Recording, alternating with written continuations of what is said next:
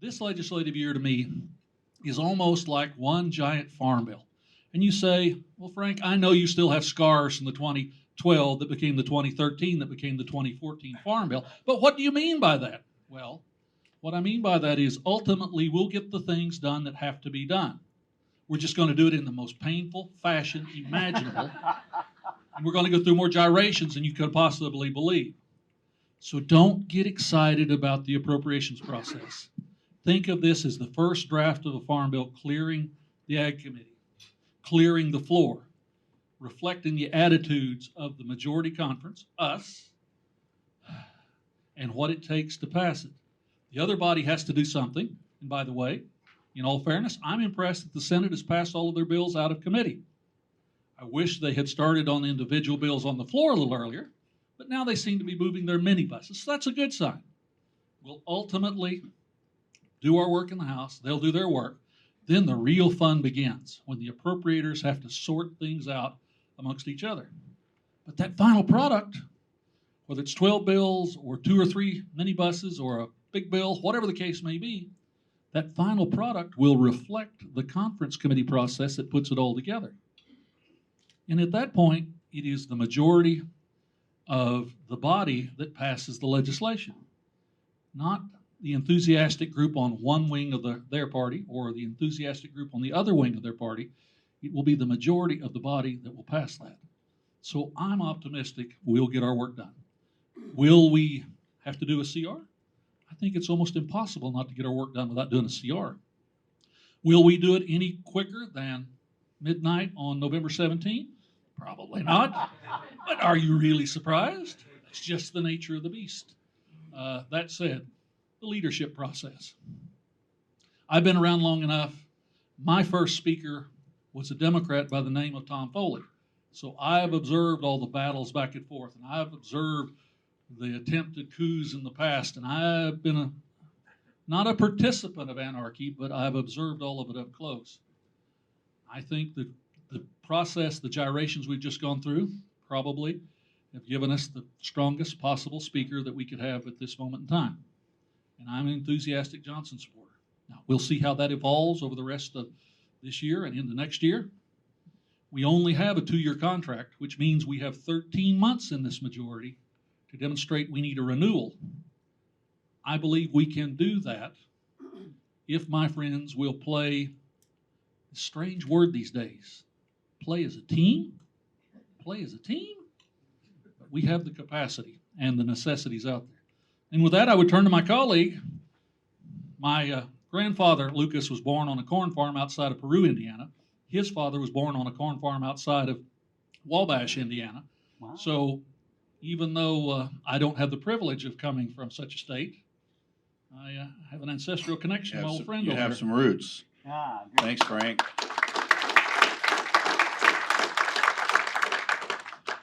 I just want to agree with everything that Congressman Lucas just said. I'm optimistic here. I think, I always look back to historical leaders, and one of my favorites is Winston Churchill. And and I'm paraphrasing, but many of you have heard this, but Churchill said back in the day that Americans will ultimately do the right thing after they've exhausted every other possibility.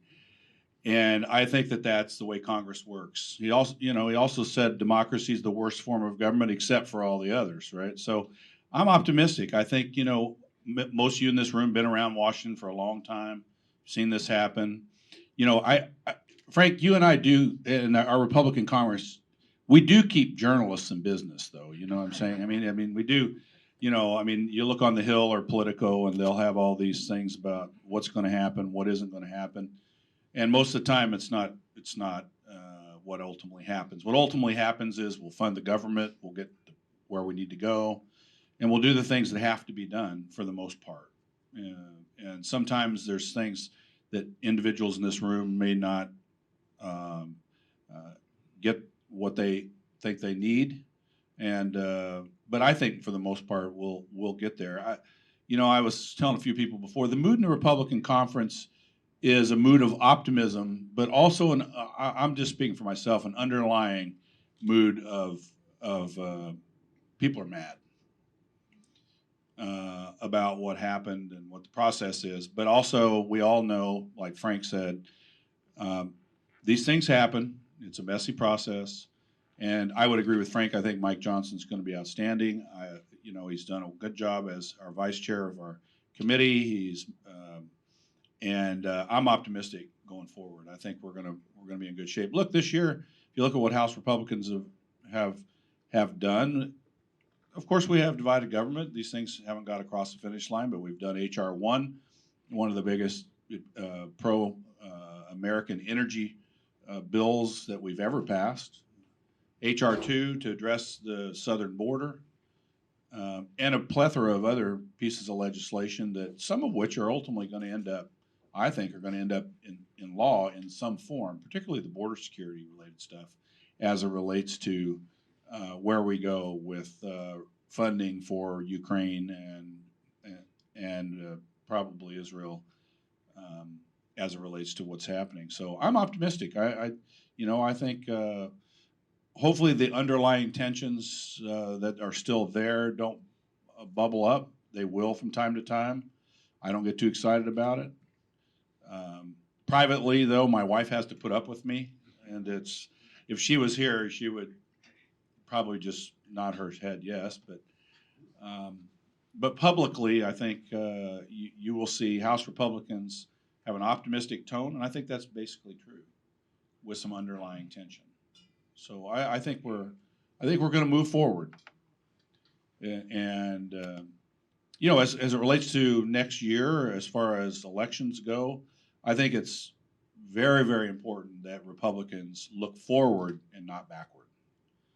And if you know what I mean by that, and you know that we have a lot of people out there in the Congress and as presidential candidates that want to look backwards, I think if we do that, we're going to get beat. We need to show the American people what we can do and what we will do on their behalf. And if we do that, I think things will be fine. So with that, I yield to Jim Conselman or whoever's taking the questions or whoever wants to do it. And while Jim's getting ready to pop us with the first question, I would also suggest this to you. In my tenure, I started out here when the Rayburn model was the driving force legislatively. Super strong committee chairman. And with the Republican Revolution of '94 and Gingrich and Army and DeLay, that flipped on its head. I am hopeful that in this reset we go through, that perhaps a little bit of the power will shift back to the committee process. Committees, it's a necessary thing if we're actually going to legislate. And I love my leadership, and I've loved all my leadership down through the years, but no one can know everything. And giving greater deference and responsibilities to committees will get us more productive products for the floor. Can I just make a quick comment on that? I want to agree with Frank on that. I think my approach since I've come to Congress is, look, I'm not on Armed Services. I'm not on Frank's committee. We have to rely on our members on those committees and the committee to do their work and bring us a product, and then inform the rest of the conference why this is a good product. And then I think for the most part, with a couple nuances here and there, you might offer an amendment here and there. We need to then work as a team to get that product across the finish line. That's been part of our problem. We had appropriations bills earlier this year that have come out of the Appropriations Committee months ago, and then we just had people that just wasn't good enough. And then what does that do? It throws it into the leadership office. And the next thing you know, you have a product coming out of the leadership offices that's different than what the committee has spent months working on, much to their chagrin. And you see a different product. We need to do better that way, Frank. I'm totally with you on that. And I think from time to time since I've been here, we have done that. But we need to get back and to as much as possible make that the case. I talk to you and GT and others about the Farm Bill all the time. I'm a big ag district. I have to rely on people that know what they're talking about on this. I'm not on their committee, and I have trust in the leadership at the committee level. That's where these bills need to come from. Okay. I'll start by saying I'm glad to see that the conference has moved forward. That's always a positive thing. Do you see or anticipate any sort of rules package or rules changes coming to address the motion to vacate or anything like that? Good question. I had a two-term Republican United States Senator and a two-term Republican, same guy, governor, by the name of Henry Bellman, and his phraseology was forgive and remember. Forgive your neighbor's political transgressions for the moment because we have to function. But we have this little thing called reorganizing after the November 24 election. That's when you remember. Now, in a practical sense, the people who triggered the Great Change would never vote for that because that ends their ability to protect themselves. By the same token, if you're in the political minority, this has been the most amazing chaos. You're not going to do anything that would turn down the chaos. So we have to survive till we get to November of 24, and we better remember. Wink, wink, nod, nod. Yeah, I would agree with that. I think, let me just say this about what happened. I think the Democrat leadership, and many of them made just, I understand the politics of it. They made a historic mistake for the institution of the House of Representatives. A historic mistake. 8 Republicans, 208 Democrats remove the Speaker of the House. And I've told my Democrat colleagues this. History will not be kind to that decision that their leadership has made. I firmly believe that as a believer in the institution of the House of Representatives, that all they had to do is have 10 of their people just not show up and not vote and not remove a speaker of the opposite party with a really, really tiny minority of the majority party to do that. For the institution, I think personally it's been damaging. But we will not forget, Frank, what happened.